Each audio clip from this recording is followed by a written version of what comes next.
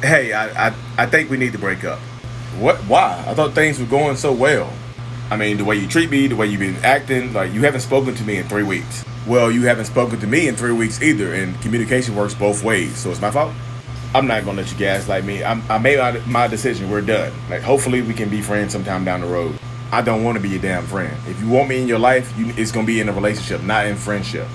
Wow. Well, I guess we can't be friends then, because I made my decision. Wow. Like, did you ever even care about me? Yeah, I cared about you. We just don't work together. So you cared about me, like, so do you care if I live or die?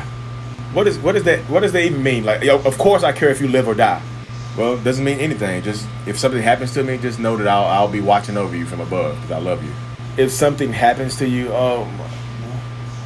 yeah, if something happens to me, it might be your fault, it might not be your fault. Just know I'm watching over you. What is going on, beautiful people? Welcome to another episode of a Narcissist Explains. I am self-aware narcissist Lee Hammock, also known as Mental Illness, from TikTok, Instagram, YouTube.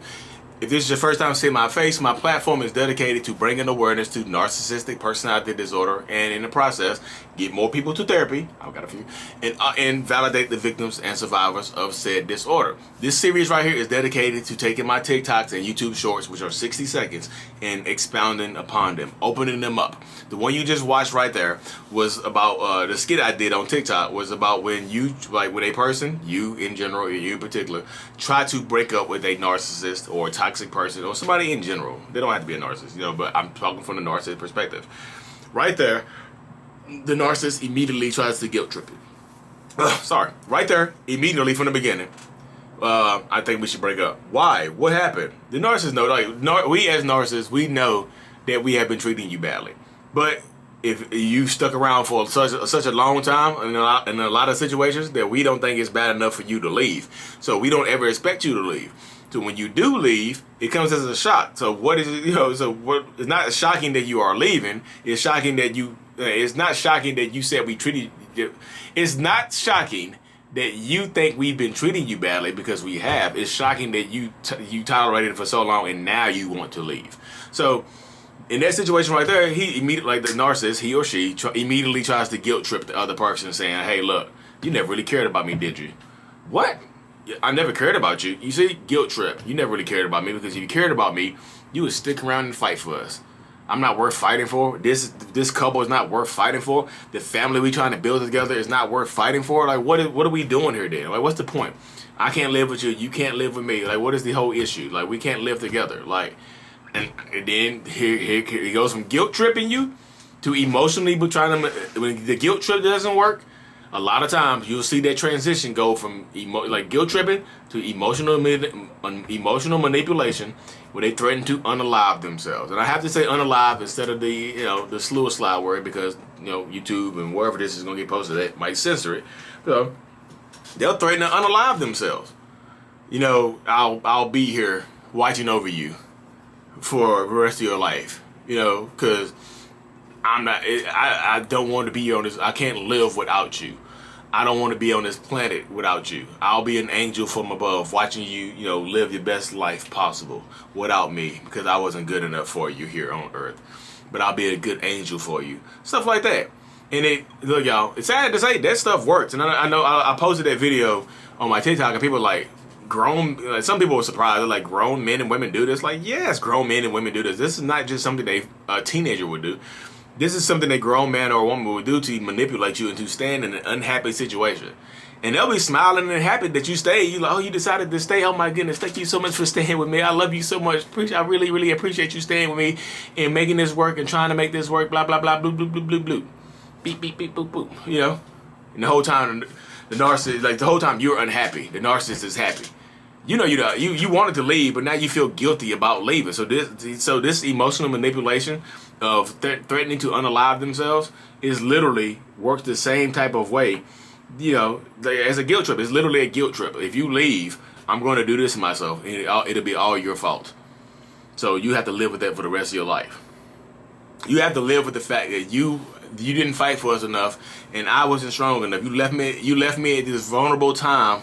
Well, my mental health has been so shaky that I'm just going to end it. I'm going to end it all. I got one of those, my dad got one of those 9 things. I'm gonna put it in the back of my head. I'm gonna pull the trigger on myself. They're right there, and don't mean it. And sometimes in the moment you get a person that actually might mean it in the moment, but they're not gonna do it. They're not gonna do it. And guess what? If they do, it's not you. You don't have to remain happy. You don't have to remain unhappy to keep somebody on this planet. Because every time you threaten to leave, it's like they don't do it just once. They keep doing it multiple times. Like you try to leave again, like, okay, you should be well now. No, I'm not good enough now. I'm gonna do it. I'm really gonna do it. I'm gonna do it. And you stay unhappy. You stay. I've seen people say I stayed an extra 3 years because of that. What? No. You wasting 3 years of your life to keep somebody else here? You wasting like little. Then it becomes wasting time. Then you end up pregnant, or they'll end up pregnant. That person will end up pregnant, and then you have to deal with this person for a lifetime. Get out while you can get out.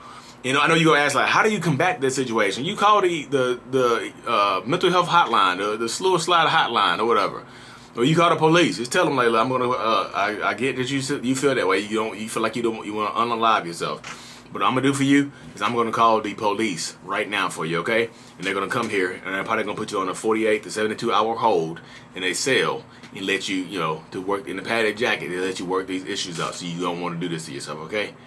I care about you, and I'm gonna do that for you. I just cannot be in a relationship with you. That's all you have to say. You don't have to dedicate your life to that person or marry that person because they unhappy and you think that they're mentally unstable to do that to themselves. No, you don't. You deserve a shot at happiness, and a lot of times that person that you're dealing with cannot provide you the happiness that you require. They haven't provided you the happiness that you require. That's why you want them to leave right now. So don't let them use a threat of taking themselves out as to hold you into a relationship. Just don't do that, because they especially the younger ones. The younger people tend to do this. Older folks will do it as well, but the younger generation tend to do that a lot. If you're like 18, 19, 20, they'll threaten to go ahead and take themselves out of here. Or if you're a younger person dealing with a much older person, the much older person will threaten to do that to themselves. Like, I know you're young, you don't understand the way the world works, but you're breaking my heart right now. Yeah, I don't want to live with a broken heart. What do you mean? I don't want to live anymore.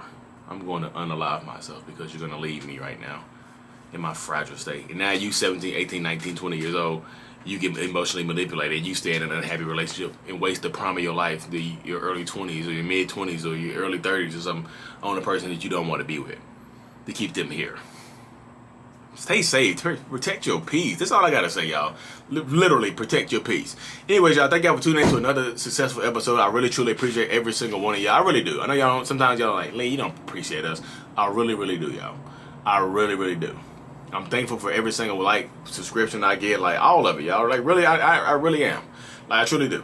Anyways, y'all, subscribe, tune into another episode of A Narcissist Explains, or my series, The Narcissist Code, and the book is coming soon, y'all. The book is coming soon. I'm selling my laundromat, a lot more time opening it up. Thank y'all. Peace.